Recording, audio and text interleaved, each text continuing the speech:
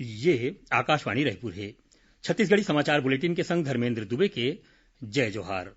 आज के प्रमुख समाचार। प्रदेश में आज कोरोना संक्रमित 19 जिन और नवा मरीज मिले के बाद प्रदेश में कोरोना संक्रमित मरीज मन की संख्या 150 हो गई है। भारतीय रेलवे हा देश भर में आने स्टेशन तक जवैया 230 रेलगाड़ी के जम्मो श्रेणी पर आरक्षित टिकट के बुकिंग शुरू कर दे है और राज्य सरकार हा आवासीय कॉलोनी के अनुमोदन के कामकाज में तेजी लाए और ओला सरल बनाए बर एकल खिड़की प्रणाली सीजी आवास विकसित करे है। अब समाचार विस्तार ले। प्रदेश में आज कोरोना संक्रमित 19 जिन और नवा मरीज के पुष्टि हुए है। एमाले 12 मरीज कोरबा, 4 कांकेर और बेमेतरा, बलरामपुर, बिलासपुर ले एक मरीज मिले है। एला मिला के प्रदेश में कोरोना संक्रमित मरीज मन की संख्या बढ़ के 150 पहुंच गई है, जिसमें 62 मरीज मन ठीक होके घर जा चुके हैं। वहीं आज 3 जिन कोरोना संक्रमित मरीज मन के ठीक होए के बाद उमल्ला बिलासपुर अस्पताल ले छुट्टी दे देगी। ये जम्मू मरीज मन जांजगीर चांपा जिला के रहिया हरे। हमार संवाददाता ले मिले जानबा के मुताबिक आज कोरबा ले 12 जिन नवा कोरोना संक्रमित मरीज मिले हैं। ये जम्मू मन प्रवासी मजूर हरे। ये मजूर मन ला क्वारंटाइन में राखे गे रही से और सैंपल के जांच बर प्रदेश के लैब में भेजे गे रही। ओती कांकेर जिला में आज 4 जिन नवा मरीज मिले हैं। ऐसने बेमेतरा, बलरामपुर और बिलासपुर में घलो एक जिन कोरोना पॉजिटिव मरीज मिले हैं। ये जम्मू मन प्रवासी मजूर बताए जाते हैं।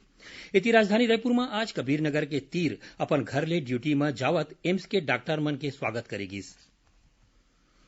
भारतीय रेलवे हा देश भर में आने स्टेशन तक जवैया 230 रेलगाड़ी के जम्मो श्रेणी पर आरक्षित टिकट के बुकिंग शुरू कर दे है। टिकट ऑनलाइन या फिर रेलवे स्टेशन के आरक्षण काउंटर ले बिसाए जा सकते। भारतीय रेल हा कीन है कि काली ले अब तक 13 लाख यात्री टिकट खरीदे जा चुके हैं। आरक्षित टिकट सामान्य सेवा केंद्र, पोस्ट ऑफिस के रिजर्वेशन काउंटर, यात्री सुविधा केंद्र और IRCTC के अधिकृत एजेंट ले घलो खरीदे जा सकते। कोरोना वायरस महामारी ला देखत रेलवे के जम्मो जोन ला साफ सफाई और सामाजिक दूरी के नियम के पालन करे बर कहे गए है। रेल मंत्रालय है कीन है कि सामान्य रेलगाड़ी के चले के संगे संग राज्य सरकार डहार ले विशेष श्रमिक रेलगाड़ी घलो चलाए जात रही। इति दक्षिण पूर्व मध्य रेलवे के रायपुर रेल मंडल में घलो स्टेशन में आरक्षित टिकट काउंटर शुरू हो गए है। यात्री मन हा टिकट बिलासपुर, रायगढ़, चांपा, कोरबा, सहडोल, अनूपपुर, रायपुर, भिलाई, दुर्ग, राजिम, धमतरी, गुंडरदेही और भाटापारा के संगे संग प्रमुख स्टेशन मन ले टिकट ले सकते। कोरोना वायरस के संक्रमण ले बचाव बर रात में लॉकडाउन के सेती आरक्षण केंद्र मन में आरक्षित टिकट काउंटर हा दूसर पाली में मझनिया 2 बजे ले संझा 6:30 बजे तक खोले जाही। वहीं दक्षिण पूर्व मध्य रेलवे हा गोंदिया ले रायगढ़ के बीच स्पेशल रेलगाड़ी चलाही। एकर अलावा हावड़ा मुंबई CST और हावड़ा अहमदाबाद के बीच चलैया स्टेशन रेलगाड़ी हा दक्षिण पूर्व मध्य रेलवे ले निकलही। देश के आने राज्य में फंसे मजूर मन हा प्रदेश आवत है। आज घलो कटरा ले 669 मजूर मन ला लेके श्रमिक स्पेशल ट्रेन चांपा पहुंचीस। एमा जांजगीर चांपा जिला के 641, कोरबा जिला के 606 और रायगढ़ के 22 जिन मजूर हैं। ये जम्मू मजूर मन ला चांपा स्टेशन में सामाजिक दूरी के पालन करावत स्वास्थ्य परीक्षण करे के बाद ओमल्ला बस ले उखर गांव भेजेगिस, जिहां ओमल्ला क्वारंटाइन सेंटर में राखे जाही। इति राजनांदगांव जिला के डोंगरगढ़ ले लॉकडाउन के दौरान फंसे झारखंड के करीबन 900 मजूर मन हा श्रमिक स्पेशल ट्रेन ले हटिया झारखंड बर निकलिन। जिला के ये पहली विशेष ट्रेन है जौन हम मजूर मन ला लेके गे है। छत्तीसगढ़ी समाचार बुलेटिन आप मन आकाशवाणी रायपुर ले सुनत हो। छत्तीसगढ़ के खबर ले है आपकी वास्ता और खबर के विश्वसनीयता ले है हमार वास्ता। आकाशवाणी समाचार रायपुर के प्रादेशिक समाचार बुलेटिन के संगे संग हमार समसामयिक कार्यक्रम आप रेडियो के संग अपन मोबाइल में घलो सुन सकत हो। आकाशवाणी समाचार फेसबुक, ट्विटर और यूट्यूब में घलो हावय। हमार फेसबुक पेज हरे Chhattisgarh news on AIR, Twitter handle CGAIR news और हमार यूट्यूब चैनल हरे छत्तीसगढ़ AIR न्यूज। तो अब रेडियो के संगे संग आपके मोबाइल के माध्यम ले हम आप तक पहुंचत हन।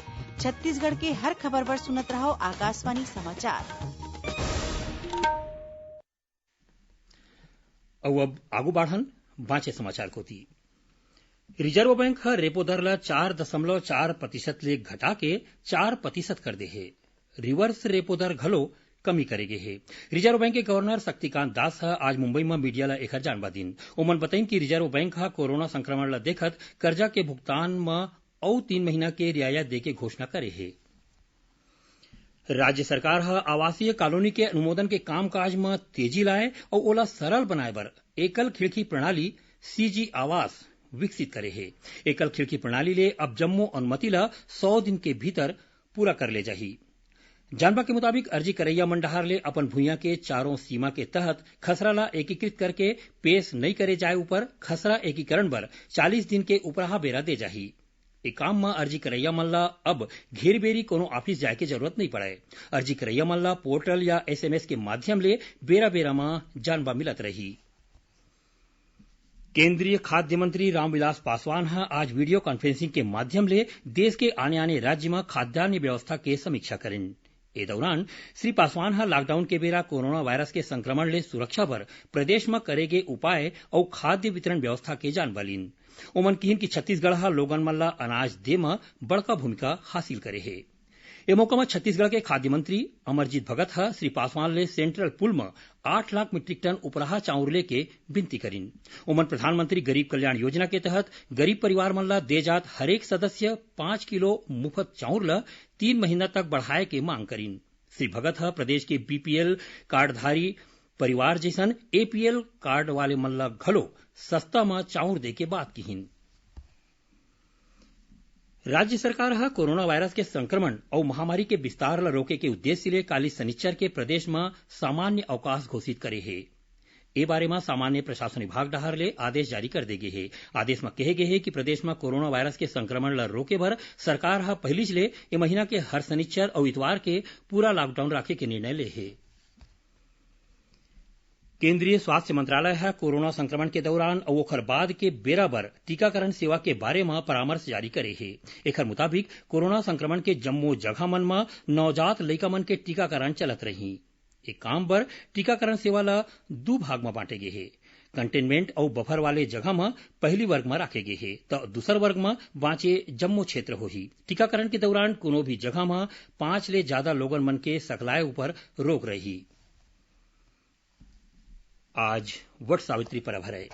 ए दिन सुहागिन माई लोगिन मन अखंड सौभाग्य और संतान के कल्याण बर उपास रखते। ये व्रत हरेक साल जेठ महीना के अमावस के रखे जाते।